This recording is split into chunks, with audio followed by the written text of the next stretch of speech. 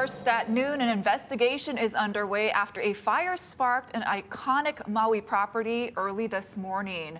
The blaze at the Kula Lodge was first reported just before 4 a.m. Details are still limited at this time, but in a post on social media, the CEO, Stephanie Malik, said the lodges and marketplace are fine. In fact, the marketplace is actually open today for normal business hours.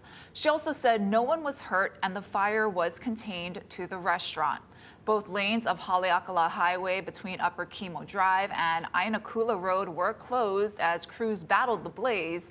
We have a crew heading to the scene and will bring you any new details as we get them. A violent weekend around Oahu as police are searching for suspects in multiple cases. That includes a man who allegedly threw acid at someone in Chinatown. The male victim suffered severe burns. This is now the third acid attack on Oahu in the last 2 years. The incident happened on Friday at around 10 at night near the intersection of Hotel and Smith Streets. Police say the 30-year-old victim was walking across the street when the suspect approached him and threw sulfuric acid in his face. The man was rushed to the hospital in critical condition. The suspect is described as an older, light-skinned man around 6 feet tall with a large build. He was wearing a black do-rag and gray short-sleeve shirt, light-colored shorts, and blue tennis shoes. If you have any tips, please call Crime Stoppers. And despite the attack, some believe Chinatown is becoming safer. Members of the neighborhood board tell us the incident is worrisome, but there's been a noticeable dip in crime in the area, including drug activity. If you look back 10 years, it's really bad, but if you look back today, now, it's gotten a lot better. So I do feel safe. We're cleaning it up, and I would tell people, please come out to Chinatown. Visit our businesses, buy your food here, come out to our clubs, enjoy it, because it is safe. Now, if you have any information on Friday's acid attack, call 911 or Crime Stoppers at the number on your screen. And police have released a description of the suspect accused in a double stabbing on Sheridan Street. It happened just before 9 Saturday morning. The man allegedly stabbed 2 other men in the back room of a bar after an argument broke out. The suspect is described as Asian mixed, in his 40s, about 5'9", with a medium build. In Kalihi, police are searching for a suspect after a drive-by shooting left a 30-year-old man in serious condition. Officers say at around 10 p.m. Saturday, the victim was in front of his home on Kalena Street when a man in a white Honda CR-V pulled up and shot the victim multiple times. An attempted murder investigation has been opened. And a man was killed after he hit his head on a curb late Saturday at a Baratania Street store parking lot. Police say the 54-year-old was an acquaintance when they got into an argument. Witnesses say the 41-year-old suspect shoved the victim, who then fell and hit his head. The victim was rushed to the hospital in critical condition, but later died. The suspect was arrested for murder, but has since been released pending investigation. New at noon, UH football fans will not have to pay to watch the Rainbow Warriors home games this season. For the first time ever, UH football home games that aren't picked up by national networks will be available live on Spectrum Sports for Spectrum and Hawaiian Telecom customers without pay-per-view fees or broadcast delays. UH officials say the decision is part of a 1-year contract extension with Spectrum as the official TV home of UH Athletics. As the Mountain West is moving through their new media rights negotiations and figuring out what the future looks like, this is something we could do in this unique opportunity. And this is going to be a phenomenal year for UH Athletics and for UH football. So this is a chance for us to really, again, invest and make sure that this is accessible for everybody. To what this means to our community, what this means to our team, this is Hawaii's team, and that's what we play for. The 2025 football season kicks off with a nationally televised home opener against Stanford. The October game at Colorado State will also be broadcast live statewide for free. To politics, President Trump announced today that his administration is taking over Washington, D.C.'s police department and deploying National Guard troops in an effort to reduce crime and beautify the city. Erica Brown has the latest from the White House. D.C., and we're going to take our capital back. President Trump said he is placing Washington, D.C.'s police department under federal control and deploying the National Guard to help combat crime and remove homeless encampments. I'm announcing a historic action to rescue our nation's capital from crime, bloodshed, bedlam, and squalor. The president said he was declaring a public safety emergency, although police data shows violent crime in Washington is down 26% over the last year, and homicides are down 12%. This is not about crime. This is about control. Some D.C. residents protested the takeover. D.C.'s mayor also spoke out against the move. While this action today is unsettling and unprecedented, I can't say that given some of the rhetoric of the past, that we're totally surprised. President Trump called today's discussions about Washington's safety and appearance, quote, embarrassing, ahead of Friday's high-stakes talks with Russian President Vladimir Putin to discuss ending the war in Ukraine. The meeting, to be held in Alaska, was requested by Putin.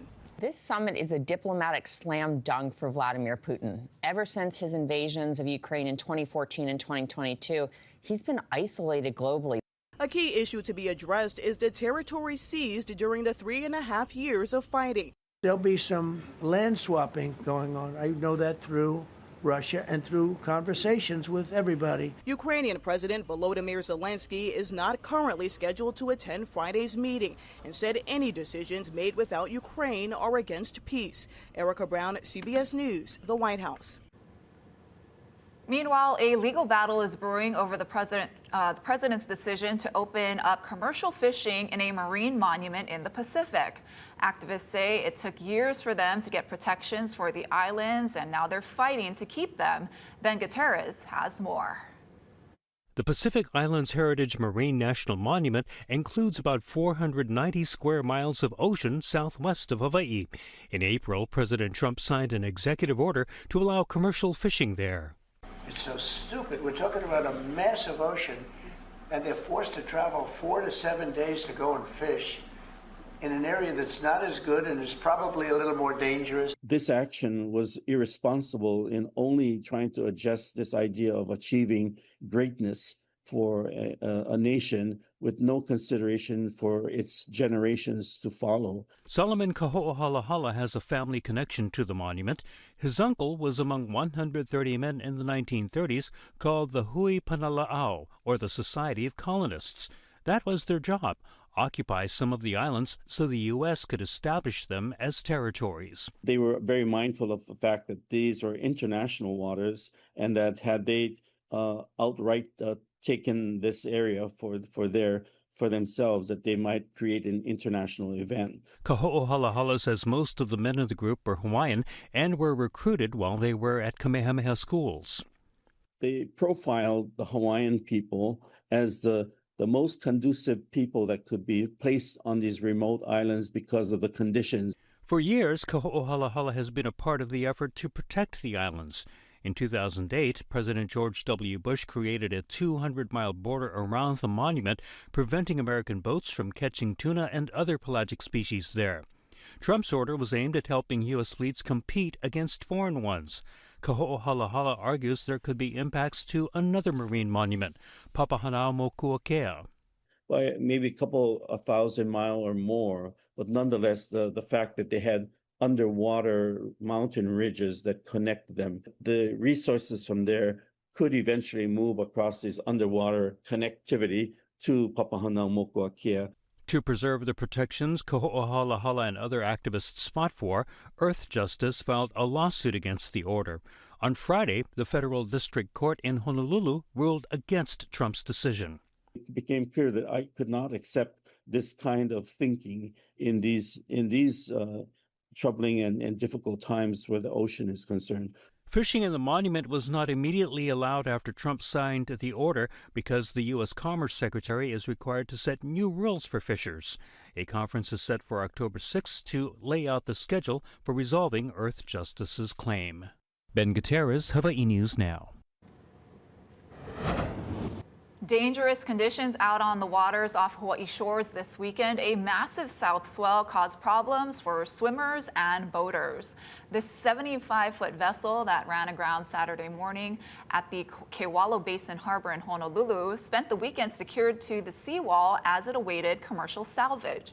The captain had planned to refloat it at high tide after it was grounded, but the high swell instead pushed the vessel into the wall of the harbor's entrance. The salvers are coming up with a plan on behalf of Atlantis. So there's a number of different ways to salvage the vessel. Certainly it is making sure watertight integrity is key with the vessel.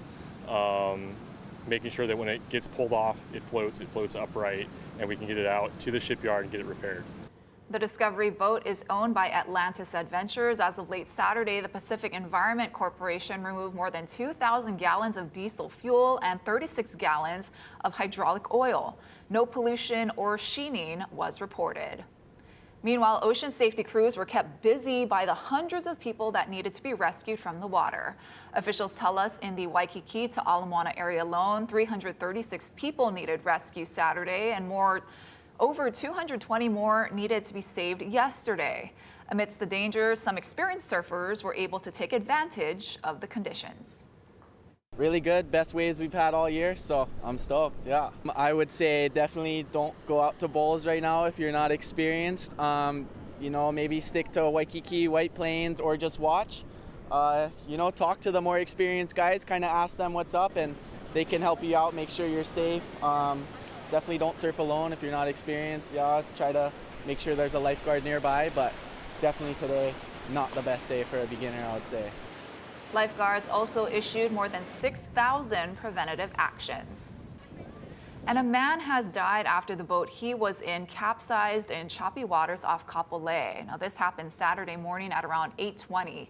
EMS says the 66-year-old went into cardiac arrest and was found unresponsive in the water. He was taken to the hospital where he died. The area was under a high surf advisory at the time, and strong breaking waves and strong currents were present.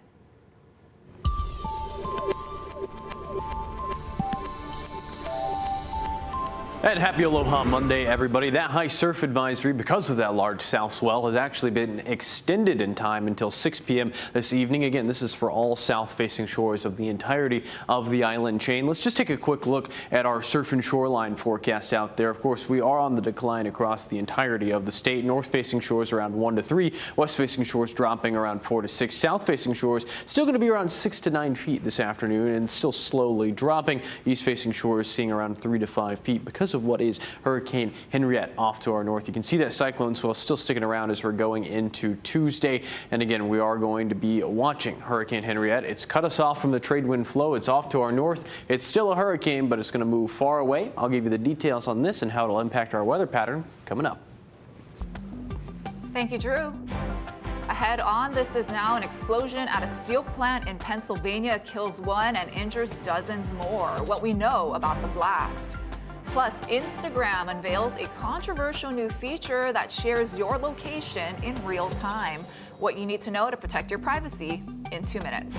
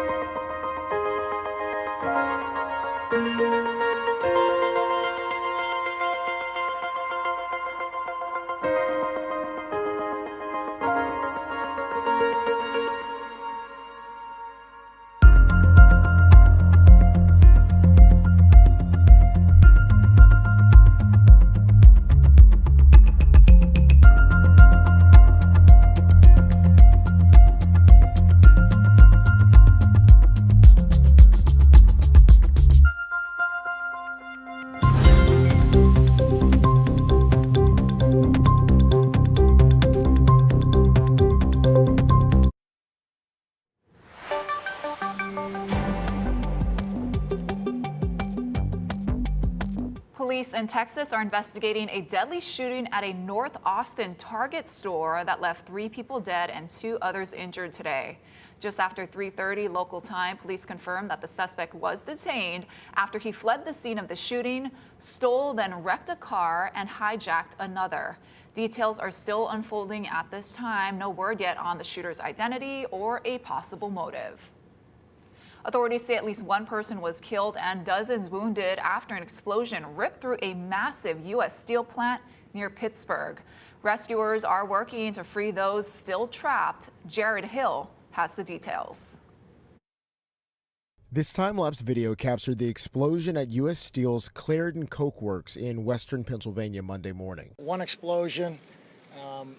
Obviously this is an active scene and still an active investigation. Residents nearby say they could tell something was wrong. I actually live a few minutes away too. It did shake my house. My daughter's home. And that's what she called me. She told me that it shook the house. Officials say a fire broke out at the plant just before 11 a.m.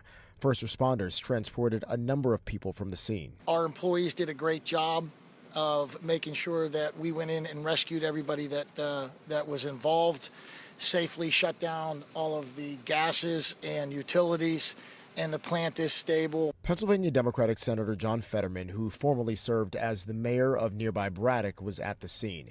He called the explosion absolutely tragic. I grieve for these families, and again, I'm proud to stand with the steel workers and to make sure why we do anything possible after this terrible tragedy. The facility is one of 4 major U.S. steel plants in Pennsylvania that employ several thousand workers. The Allegheny County Health Department, which is monitoring the explosion, advised residents within a mile of the plant to stay indoors and close their windows and doors.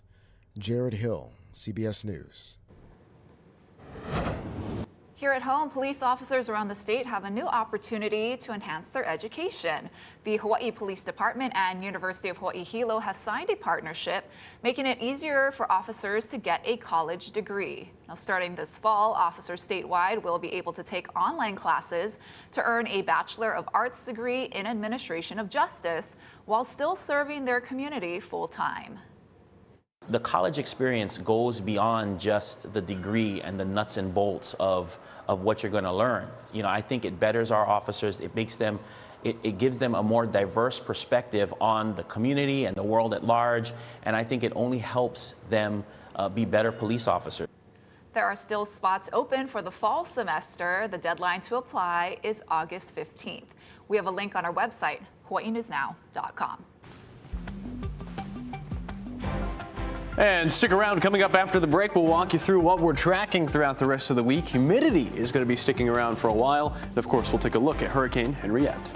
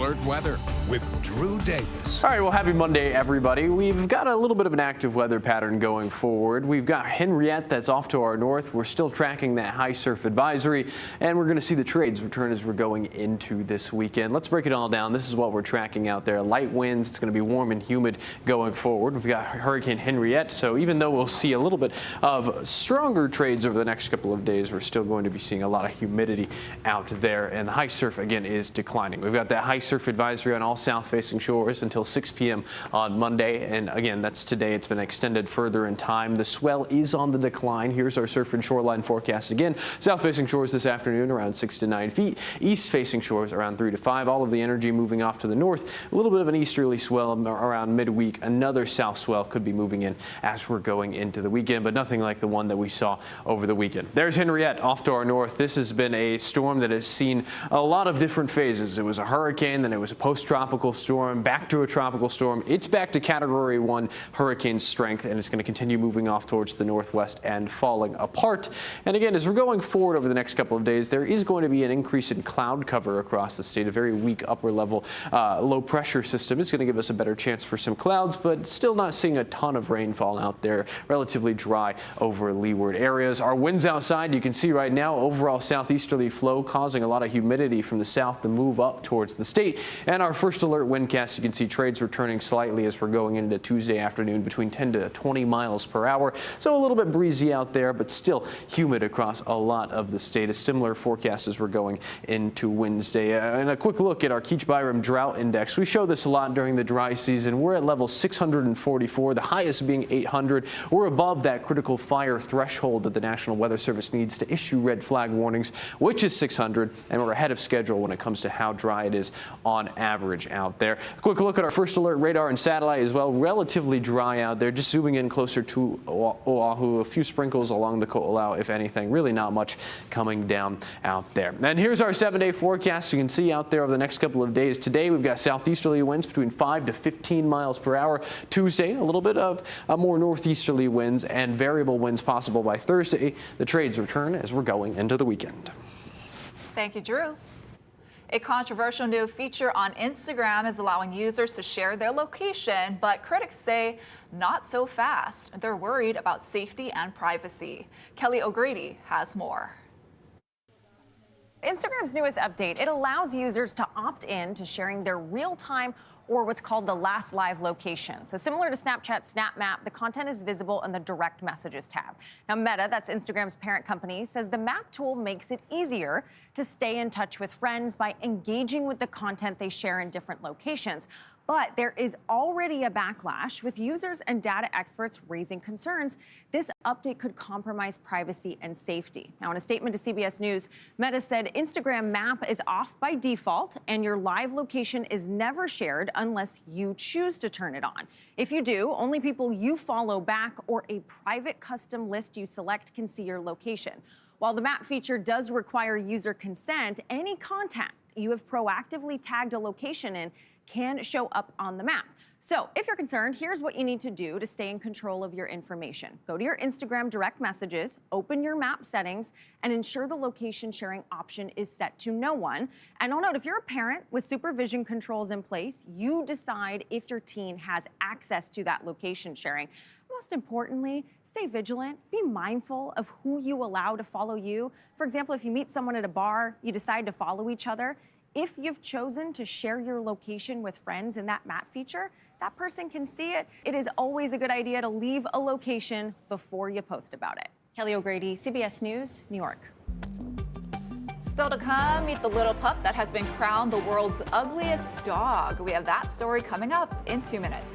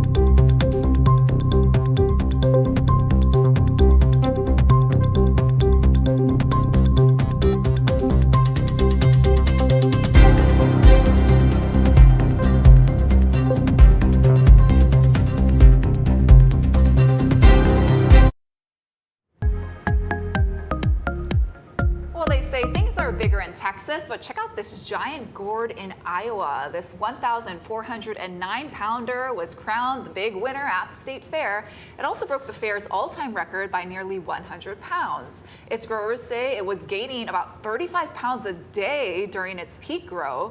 But the star of the show, this is Duke, the winner of the Big Boar contest. He tipped the scales at 1,268 pounds. That is insane. The big boy. Well, this is a face that only a parent could love. Take a look at this year's winner of the world's ugliest dog contest. This is Petunia, a 2-year-old hairless French bulldog. Her owner says while she may not be a looker, she's a great little pup who loves trail walks and snuggling. The contest has been going on for about 50 years now. And I gotta say, I don't think she looks too ugly. I don't think she's ugly at all.